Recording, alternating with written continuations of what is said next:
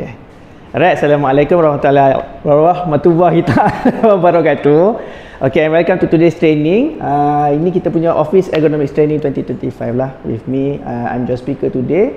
So, kita ada several modules as we've discussed before.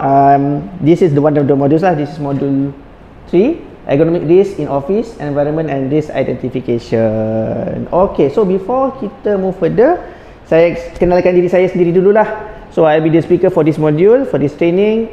My name is Zaid Fidal Zakaria. I graduated from UiTM for my diploma, as well as Perdana University for my degree.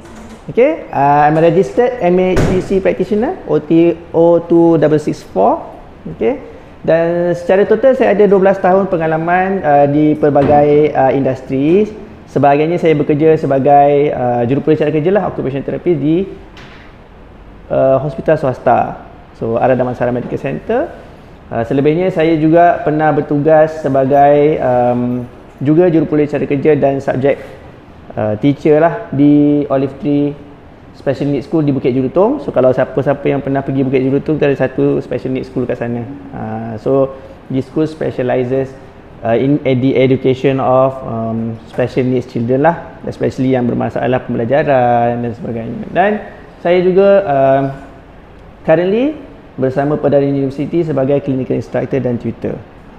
Okay. So my specialization currently is in mental health, occupation on margins and as well as ergonomics lah. So kadang-kadang orang tanya occupation on the margins tu apa kan, macam margarine pun ada. So occupation on margins ni we discuss about people who are disadvantaged within the community. Contoh orang-orang gelandangan, refugees dan sebagainya. So this is what we consider as margins lah, marginalized population. Alright, so enough about me. So the module outcome for today, kita akan tengok dua benda lah. Participants should be able to identify different type of ergonomic risk, sebab kita discuss pasal ergonomics kan. And then we should be able to reflect on our own workspaces to identify possible ergonomic risk.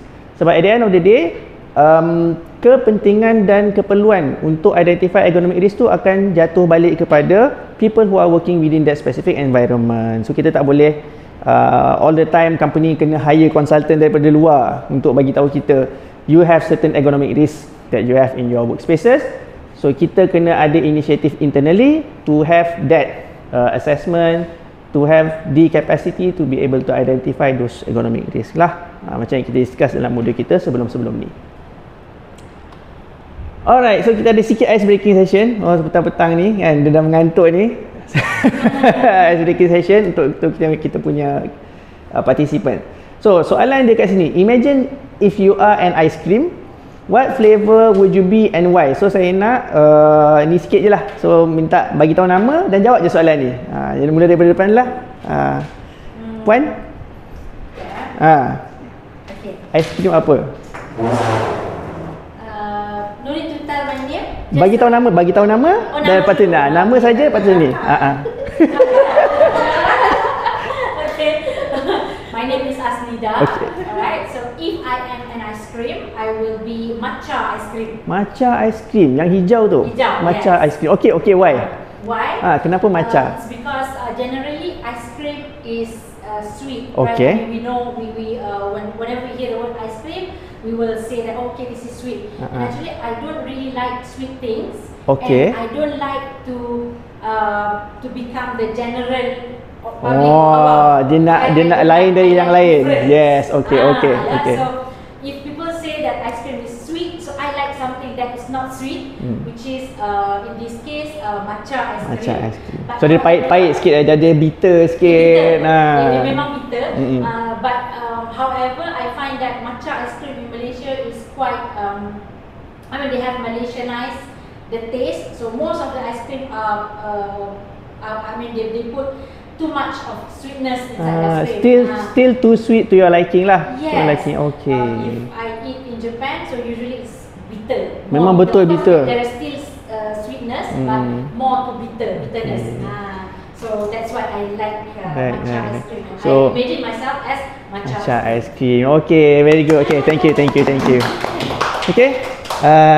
Encik boleh perkenalkan diri, nama saja pendek and then nama pendek saja. Okay, nama saya Ismail. Ismail. Okay, Encik Ismail. So imagine you are an ice cream. Aiskrim apa tu? Aiskrim jagung lah. Aiskrim jagung. Okey, rare. Aiskrim jagung. Potong biasanya. Aiskrim kan? Dia bukannya aiskrim yang dalam tub tu. Ha. Why? Kenapa? Why dekat sedap lah. For me lah sedap. Okay. Memang personal favourite. No, I pengen dia sendiri. So, selalunya jagung ni dia quite simple lah rasa dia. It's reflect myself lah. You can easily expect what it is going to be. Macam tu ke? Dia tak terlampau orang cakap high class lah. Tak terlalu fancy. Tak juga lah macam koman-koman je. So it's in the middle lah, somewhere in the middle. Okay. Mungkin Encik Ismail dia lebih orang yang lebih follow rutin. Dia suka benda yang dia boleh expect. He knows what is to be expected. I memakan tak memilih. I see. Okay. Faham. Okay, thank you very much Encik Ismail. Okay, puan kat belakang. Saya Aida. Okay. Flavor yang saya suka untuk hari ini Durian. Saya nak jadi aiskrim durian. Okay, kenapa aiskrim durian? Sebab dia rasa dia lain, especially yang Nestle punya flavor tu kan. Pernah makan? Ya. Oh ya. Saya je lah ketinggalan ni je. Ada aiskrim yang durian ni apa? Musang King. Okay. Sebab rasa sedap lah. Dia rasa sedap dan kalau dia nak makan, kadang kalau dia nak makan durian sebiji tu macam Banyak sangat expensive, betul. Especially yang nak rasa cakap Musang King lah kan. So you akan rasa the whole durian. So it gives you a glimpse of the taste of buah durian. Sejuk. Okay. Seronok dia macam tu. I see. Okay, faham. Okay, terima kasih Puan Aida. Okay, yang belakang sana ni duduk jauh sangat kat belakang tu. Kalau dia datang ke depan pun.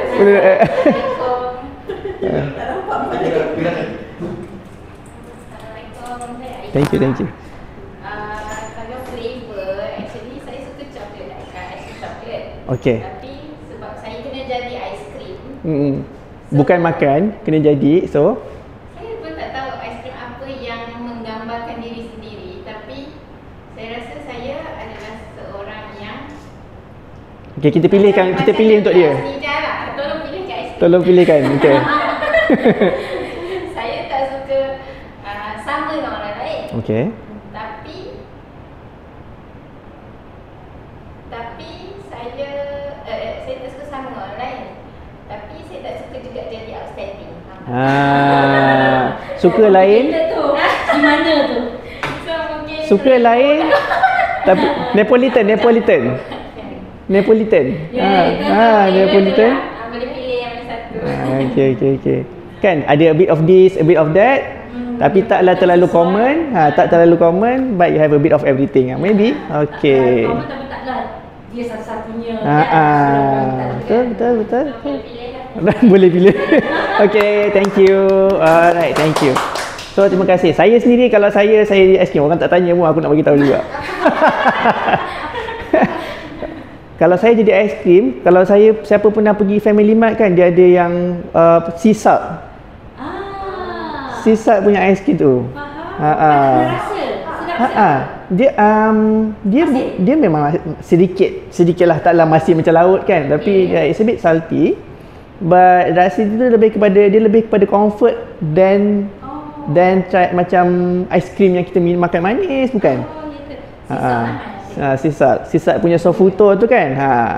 Boleh cuba. Sisal aiskrim. Boleh cuba kalau ada. Sekarang dah rare, dah susah nak dapat. Tengah sakit tekak ni boleh makan cari aiskrim vanilla. Alright. Okay, so thank you. Sikit lah. So kita dapat kenal lah kita punya participants for today. Puan Aida, Encik Ismail dikeluar sekejap tadi, dan Puan Aifah. Okay. Alright, so kita teruskanlah dengan kita punya modul petani. Kita nak cakap pasal agronomic risk dan dia punya risk assessment or risk identification lah. So for our purpose, untuk kita kena tahu yang di dalam agronomics ni kita discuss pasal 3 benda yang utama. Yang pertama, kita discuss pasal dia punya domain, physical, kognitif dengan organizational. So physical ni kita sedia maklum, senang faham. Physical ni bila kita cakap pasal physical, it means physical space. So apa peralatan yang kita gunakan? What furniture do you use? what kind of environment are we in? Are we working indoors? Are we working outdoors? Kan, dia akan effect. So itu satu. Yang kedua, kita juga bercakap tentang kognitif. Bila kognitif ni kita discuss tentang keupayaan pekerja tersebut. Maksudnya berapa banyak masa yang diperlukan untuk buat kerja. Bukan masa tu masa saja. Maksudnya kita kena discuss bolehkah dia maintain concentration ataupun tumpuan semasa menjalankan kerja satu. Keupayaan